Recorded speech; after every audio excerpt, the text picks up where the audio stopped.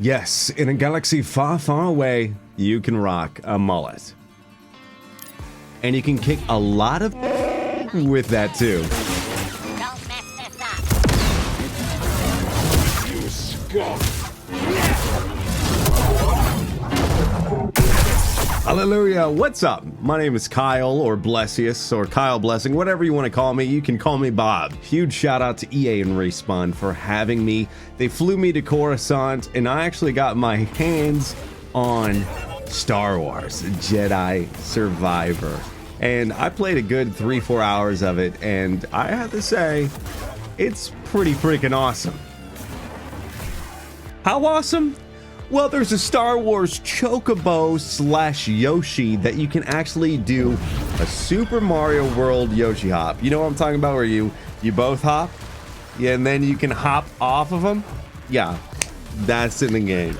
A sand crawler, you know what that means. Jawas can't be far off. While the embargo is lifted, there is a lot I cannot talk about for the sake of spoilers, but I will say I truly think that you are going to love the game if you loved Star Wars Jedi Fallen Order. And if you loved Breath of the Wild, I think that you're going to love how expanded these planets are. The combat feels incredible. First off, the neatest thing that is in the game is you can freely switch between two stances, and you can plug and play those as you unlock them.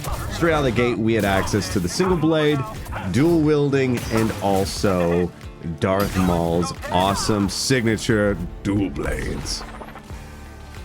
We all know that the hilt is in there that Kylo Ren famously used, but I did not use that because I didn't have the access to it, and nor did I have access to the blasters that were featured. But there was a gameplay showcase that had the blasters, and my oh my, I was dazzled with all that you could do.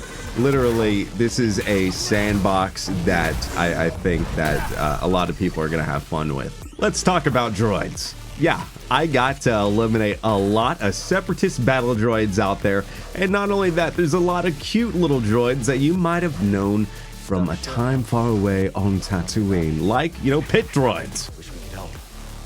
Speaking of droids, you can freely customize BD1. You can customize the visors, the sockets, the legs, the ears, literally the color. This takes the best thing from Destiny, the shaders, and breaks it down even more, where you get a shader pack and you can use specific colors and use that for BD, you can use that for your lightsaber, and you can make things more polished and new, or you can make things as ancient as the High Republic.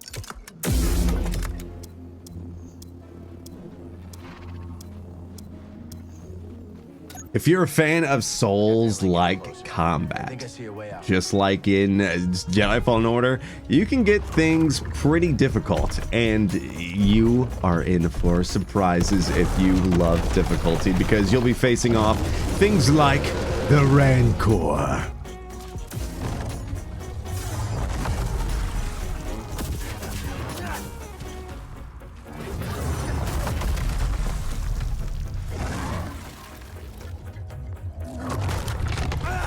And yeah, Wampas are in here. I forget the name of what the brown-haired Wampa is, and it's not just Wampa or Jungle Wampa. It has its own name. I forget it. I should have wrote it down.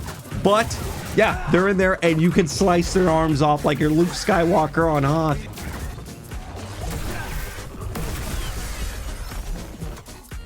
One of the neatest things that I discovered is that you can tame wildlife. Yeah, and the first time you do, you actually get a nice little callback to 5 years prior, probably somewhere in between Jedi Fallen Order and this, and you see the reason why Cal wants to tame beasts instead of just straight up slay every one that he comes across. And probably the most important thing that you'll find in any review, yes, you can pet the boglings. 10 out of 10. 10 out of 10. I'd like to pet the bogling, please. So, you like customization? Well, we all talked about the lightsabers of BD, but what about Cal? Well, we all started this video off with mullets, but yes, there's an array of hairstyles and even a sick Hulk Hogan mustache. And you can buy it all in-game, and that is pretty sick. We all saw the pre-order bonuses of, you know, the Han Solo attire or the Obi-Wan attire. Yeah, how about the fact that you can have a Hulk Hogan mustache? I wonder if there's like a Hulkamania shirt that we'll be able to wear. Just like, oh yeah, what about the Macho Man?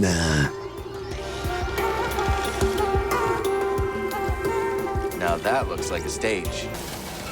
Take a look at that view. Is that a giant crater? Wow. I got it so easy. Guard the cliff, crush the locals, look at the scenery. Nobody's getting past me, not without a blaster hole in him. I wonder if I'll get promoted for doing such a good job. Then I'll get the other droids to guard the cliff. Oh, but then I won't see the scenery. Now that's a dilemma. Dilemma solved. The combat was fun. The dialogue would make any Star Wars nerd melt. And overall, there are so many surprises in there that I think I probably could say a bit, but as one Star Wars fan to another, I am not going to spoil you. All I can say is, you know those books that are out there? Yeah. And it's really neat, man. It's really cool. The cutscenes are beautiful. And this is not just a $60 DLC. This has expanded everything from force powers, from abilities, from customization, and the worlds are huge. During the Jedi Fallen Order preview event in 2019, we explored 3 planets and took less time. This, we only took 1 planet, and I will tell you 90% of everyone that played didn't finish it. Yeah. And the cutscene that we saw, it was sick. And listen, I'm not getting paid for this. This is just me nerding out over Star Wars.